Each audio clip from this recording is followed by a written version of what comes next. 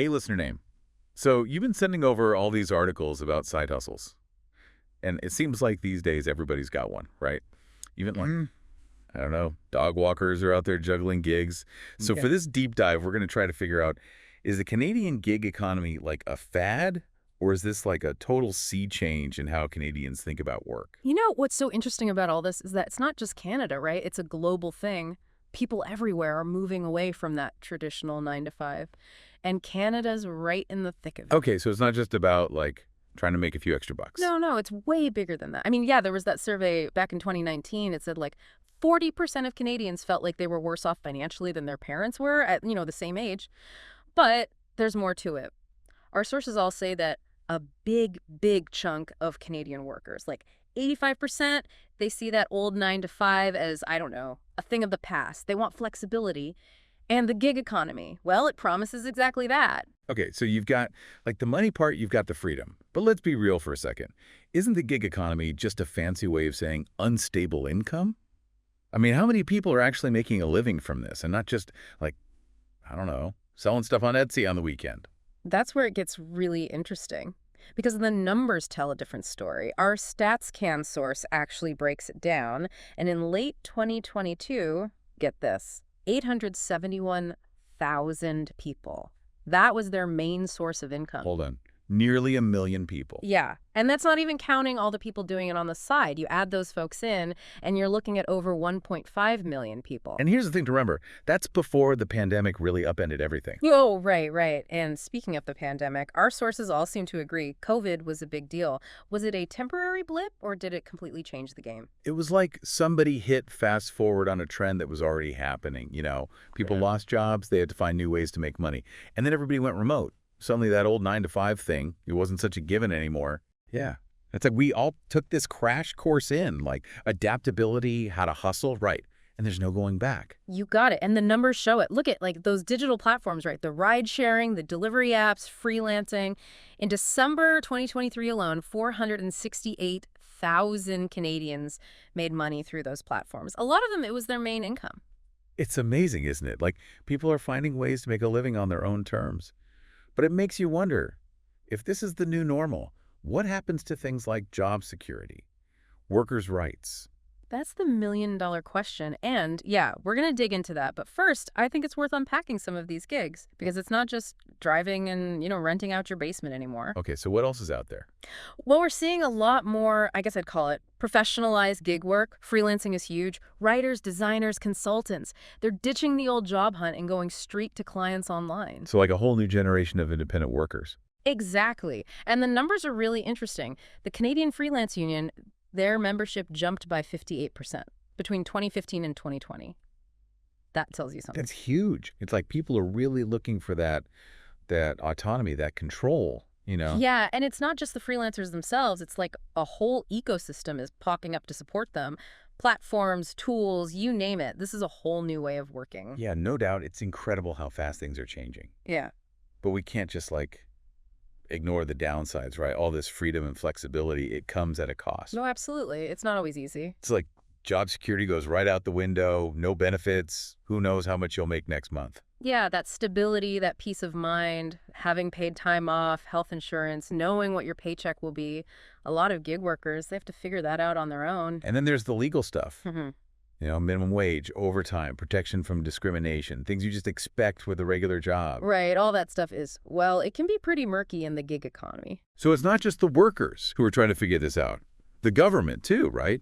Trying to support these workers without, killing the innovation.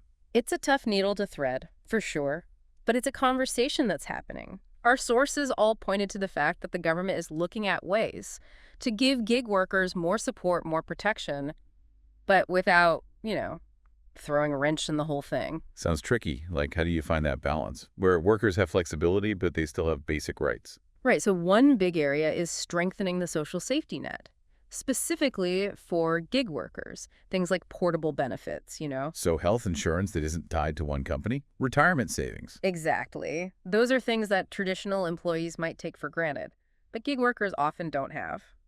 And then there's the whole issue of classification, like, are you an employee or a contractor? because that has huge implications for taxes, for benefits, for legal rights. Yeah, that line seems really blurry these days, especially with all these online platforms.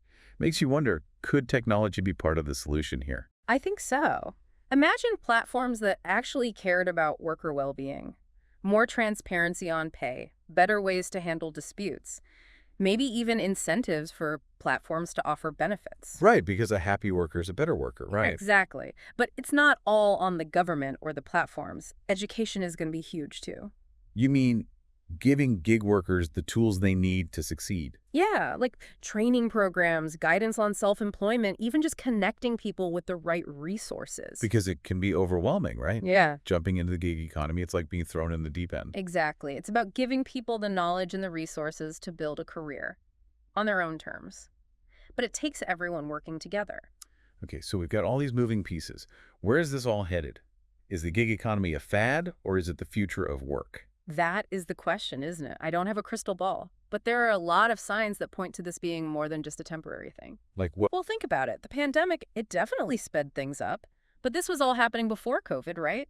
Remote work was on the rise. People were already getting comfortable with these platforms, wanting more flexibility, better work-life balance. This isn't just a Canadian thing, it's global. So it's like the old rules, they don't apply anymore. So it's a whole new ball game, yeah. So for our listeners out there, listener name, if we had to like sum this all up, what are the big takeaways? Well, takeaway number one, the gig economy is not going anywhere.